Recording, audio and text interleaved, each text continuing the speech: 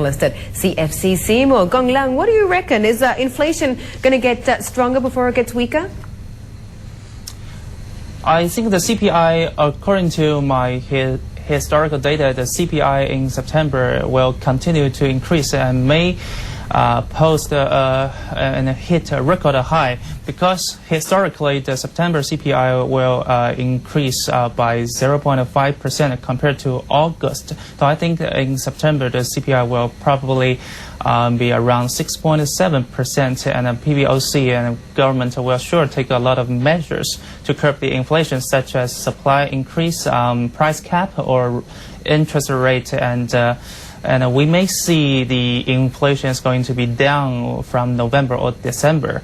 And I think the October, the Golden Week, will add more fuel into the CPI flame, because as far as I know, the number of tourists and the revenue for this Golden Week will be another 10% growth compared to 2006. And some travel agency and hotels just double the price, and they don't see the demand decrease. So I think October will still a high inflation month in 2007.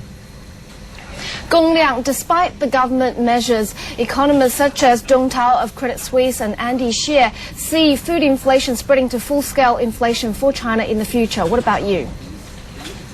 Yeah, I agree with them that the inflation is inevitable, because the huge liquidity is coming. We cannot stop it in the short term, and RMB appreciation is still lukewarm, but sure, it is understandable for the health growth of the export sectors. So inflation is another way to release the heat from the economy, and the government still have a lot of measures, because from the CPI components, a lot of price that it is not fully reflected in market. Only the food price you can see, and the other commodity price is fully controlled by the government. Still, the real CPI will going up until I think until China really finds a new way to release their liquidity overseas. So you're expecting more inflation cooling measures. Indeed, we got some measures this morning which were targeted at the property sector specifically.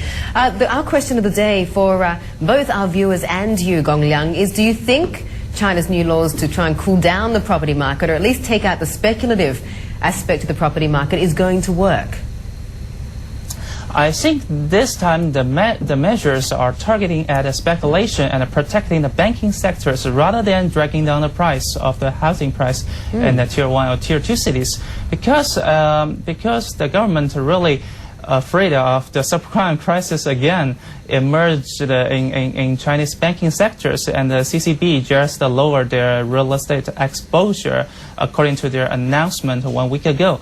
And I think this time it may work, because why this time the measure is a little bit different from before, in my point of view, because 5 years ago the market was undeveloped and the demand was repressed by years, and a lot of smaller developers can easily get the loan from the banks, and price hike really helped them to survive until now. But now the market is developed, and the land prices really impose high pressure on developers, and I think, in my point of view, high-end demand has been relatively absorbed until now, and high prices leave very few rooms for low to middle-end clients, which I think, if we cannot see a similar price hike in the future, and plus further policy controls, I think a fatal concern for developers is really coming.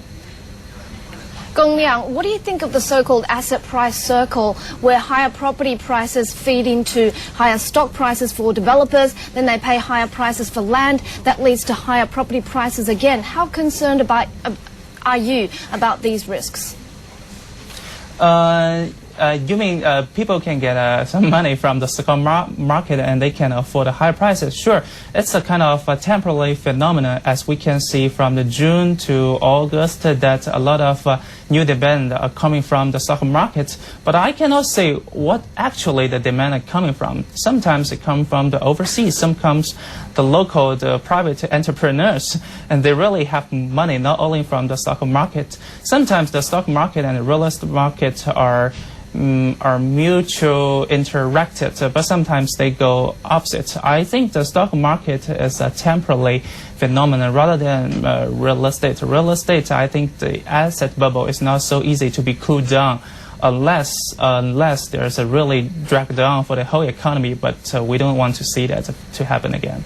Gong Liang, I was actually talking about property developers' stock prices going up, which allows them to afford higher land prices, and that feeds into higher property prices. The land prices, sure, they are going. They are in a hurry to go to IPOs to get more money to make a bet on the land bidding. I think it is only way for them to go for the next 5 years. Otherwise, they have few land reserve.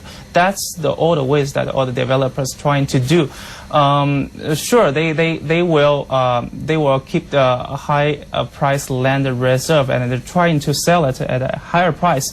But I don't think their margin will be sustainable at that speed, because we cannot see the demand in the next 5 years. But their cost for land cost is really going up already. Thank you very much for joining us today. Gong Liang, research analyst, CFC Seymour in Hong Kong.